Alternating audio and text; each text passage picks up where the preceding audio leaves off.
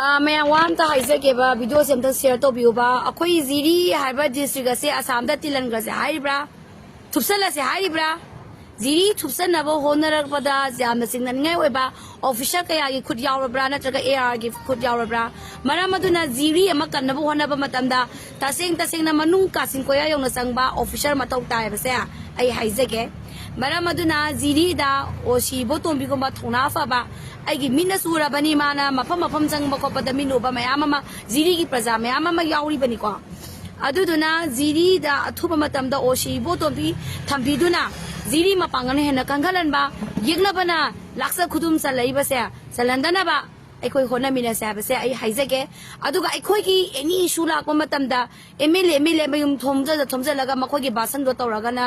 अदुम तौबा याबा तौगरे हाइबा याबा हाइगरे ngang याबा ngang मको साइतगी मदुदुन ओइररोय मदुदुन ओइररोय ने थिंजलगा जेनरल कर्फ्यू तमजलगा इरांग नेमदनी ने सुम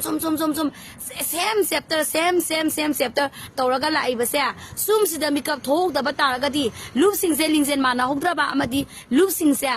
अखोई अमगी खेनाबा अमता लेतना मैरा पाबीसे खेनाबा अमता लेतना होनमिनगदबनी नत्रबा तंपाक्तने यकनाबा कुकीने योक्सलक्तना निंगोन ओइबी नसन ओइबी नसा ओइबी कया मा सलाक तमकने हाबदुसो हाइमम थोय बसे आई हाइजेगे मरमदुना जीरी की प्रजा हाउजी असी अना अदगी अतरु सी तुजु मा हक्सांग पंगबनी मसिदगी नोमयम कापथोरगा मु अमा सिरबनी सो बिथोका जाइब्राबा कबो बेलीदु बिथोके बदाना जीरी बिथोका जाइब्राबा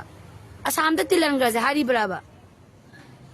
सिदा खेना ममता लेतना अखोई पुल्लो होनमिनगदबने हाबा जाइजगी अदुना ऑफिसर मथौ ताय थौनाबा ऑफिसर मथौ ताय बेस्ट इक्विपमेंट बेस्ट स्ट्रेंथ पीबा मथौ ताय बा जाइजगे मसिसिदा पाउ पीबदनी को याम मरुइसे कम्युनिकेशन पाउ पीबा कम्युनिकेशन दनी को याम बेरा कारगदसे सुंग दबा मीना संग सारकदोइने सुंतौ तौ दबा मीना तौवेना हाइजलकदोइने अतौबा मीना आरार मतारकदोइने असिगुम्बा भूतसे कदाइने हाबदो मचिन चिन हिगाई वाइज बुतोरकदोइनेबा मसि पुनमक्सि मणिपुरदा लैरिबा नुंग अमदि पान पुनमक वाखन तामिनबा मथौ तायबसे आई हाइजगे ngasi khoi suglem lepte kachin ko ya mafam khuding sakadabani adubu aisu yaeba pothaba lem ya me amdulem pothaba ya khun ngak bagi ibung na kai pibam strength hengalam mataw ta equipment hengalam mataw ta makon kan ta thuga na kansan toba thok ta na kansan tok deba karamba phuru koi joino base ase koi maiti phurum deba makon tho su kada no thok su kada ni man to bagi pibam sidi yamna tina soigani aduduna khun ngak bakak da ta basu yaroi aduduna state government state machinery sinje mapang kalan gada bane aduga taina bang amdra na sikhong kai ba tingin da taina amdra na sikhong taina bagi culture ma to je tok piu natra badi ko kuiroi ni haisini ko soi jane ne na chan ningon oi bi kaya ko gekna ba kukina na salak tamakani ba si tamakan tamma ba natra ba tam na unu na khang na jum ko jum tumi le jai ra ba masisida ama tholakani ama na laures na congress na thasalak pani na bjp ki ne na khaido be kai matam da ge sidi magi thamoi dolem phak pani masisida asak sa basu congress ne injali ni yen thong sa basu bjp ne injali ni uti thong sa basu congress injalak pani si congress me ne khaido gare kai go juno ba salak le matam lage hari bra bro ne ma aduna adugi khaido khaijin to bodo punamak lepiu ana jiri se kansi kanna ngamodam ne pithokro ngamoda ne pithokro ba khanga ba ngamoda ne pithokro ba adubu nakhoi na phana ne amra pithong bagi wakhana traga sarinda gi wakhala ga su ka meti I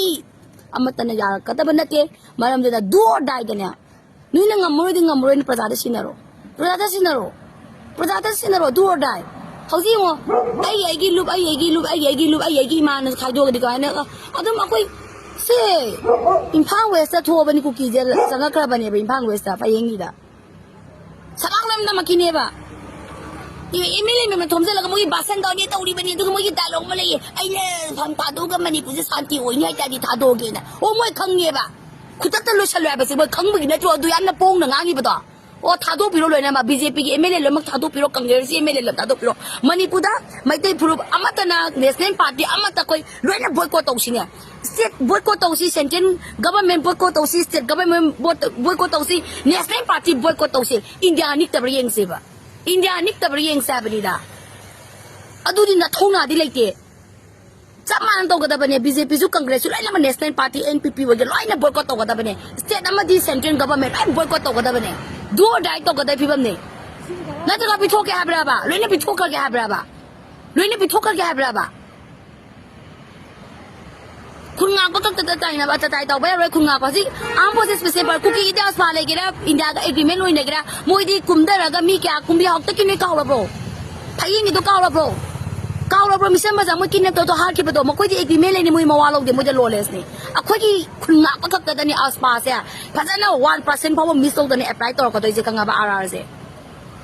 सी खंबियोबा अदु ngasi mapai kai khuding mong no aspa se longthokadabni khunga adu lawba matam natabra adubu ai gi thamoi da phawrakadabane ba sibu yumthong khuding ge hainaraga bikhani badongna ai khoi I matum sire ima aisen kaya salak tamina bikhani badongna kokthong nagadra ba sine ba ina hangningi se mayam da